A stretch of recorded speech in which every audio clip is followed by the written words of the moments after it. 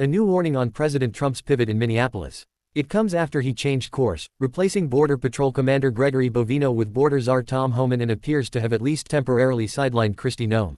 Here's former Trump White House counsel Ty Cobb. The strategy from the get-go has been to, have a very disruptive, very violent sort of terroristic campaign to unsettle Americans and then make what seem like changes, going from Bovino to Homan, like a modulation. But it's not a modulation. The policy is the same. We're taking a little bit of a relief thing here, and I think the danger is, exhaling. I think people need to remain vigilant and remain cautious. Joining me now is our friend Stephanie Grisham, former Trump White House Communications Director and Press Secretary and former Chief of Staff and Press Secretary to First Lady Melania Trump. So my question right out of the gate to you, my friend, as a communications expert, you recognized a PR disaster in Minnesota and called on the president to pull ICE out. Do you believe the change being touted is purely cosmetic, or do you expect Tom Homan's messaging to make a difference on the streets? Well, I think that the president is he knows TV and he knows what the optics. And I'm sure that he saw what was going on and knew he needed to change the narrative quite a bit. I was really happy to see that he pulled the man from Border Patrol out and put Homan in. I think it remains to be seen what's going to happen. It seems that there are still raids going on, but it does feel like the violence is ratcheting down just a titch. I know there was a very large protest, I believe, last night. It doesn't sound like there was a lot of violence there. So I'm hoping, I think I am with most of this country. We all want violent criminals off the streets, whether they are in the country legally or illegally. And I hope that we can get to that and stop leaving the people alone. WHO have been here, WHO are contributing to our society, and just stop terrorizing neighborhoods and children. Yeah, so let's take a look at Noem's messaging. It's on the killing of Alex Preddy when it first happened last Saturday and then a couple of days ago. Let's watch. This individual went and impeded their law enforcement operations, attacked those officers, had a weapon on him and multiple dozens of rounds of ammunition. Wishing to inflict harm on these officers, coming, brandishing like that. I know you realize that that situation was very chaotic and that we were being relayed information from on the ground from CBP agents and officers that were there. We were using the best information we had at the time. We can always do better and we seek to do that every single day. So what do you read into her shift in tone? Is it a big old CYA? The short answer is absolutely. When I watched everything unfold and I saw her first interview that you just showed talking about brandishing weapons and being tough, it reminded me, it's just what you do when you work for Trump. It's an audience of one. And by golly, he sent people to Minnesota. And so we're going to make sure that anything bad that happens is not our fault. Absolutely. I'm sure she was hearing from Stephen Miller. And then when things start to go really bad, that's what you do.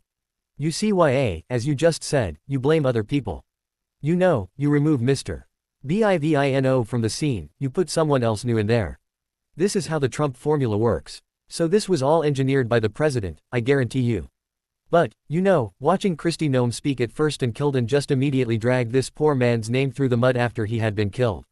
Twice now we watched them do this to poor citizens WHO had been killed. It made me sick, but also you don't think it's what you do in Trump world, you never admit that you guys could have done something wrong. So President Trump publicly is defending Noem, saying she's doing a great job, but the Atlantic's Mark Leibovich says maybe Trump has figured out a way to do less firing and more marginalizing. Because New York Times reports, Noem and Corey Lewandowski walked away keeping their jobs after that 2-hour meeting they had Monday with Trump. Everyone thought she was done. What likely happened there? Well, Corey, as you know, has been around since the very, very beginning. He was there when I started with the Trump campaign in 2015. He knows what you need to do. And I imagine that Kristi Noem is going to be keeping a low profile now. She's not going to be speaking up much. She's not going to be on TV a whole lot. And that's what you do to stay within the president's good graces after, you've done something that he feels made him look bad.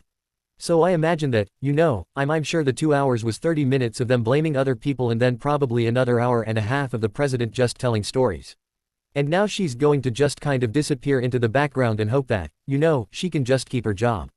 I think he's trying to not be like the first administration where there's this constant roll of people coming in and out of the cabinet and senior staff. In terms of not making him look bad, how much you think this has to do with the midterms in November, this recalibration? Nothing. He doesn't care about the people in the midterms. He doesn't care, he's going to be, what we think, a lame duck president and done after this term, we think. Who knows, right? But he cares about how it looks for him and for his legacy. He does not care about the midterms and if it's hurting people who are going to be Republicans who are going to be running for office. It's an unfortunate, very selfish piece of him. As a Republican, that's hard because I feel like we're going to have a really hard time and he should be doing everything he can to help good Republicans in the midterms. And that's just not something that he's apt to do.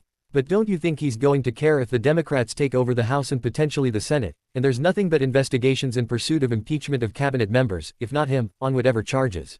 Wouldn't he care about that? He would absolutely care about that for sure. But in his mind, it will just be there. They lost the race because they weren't strong enough, they weren't tough enough.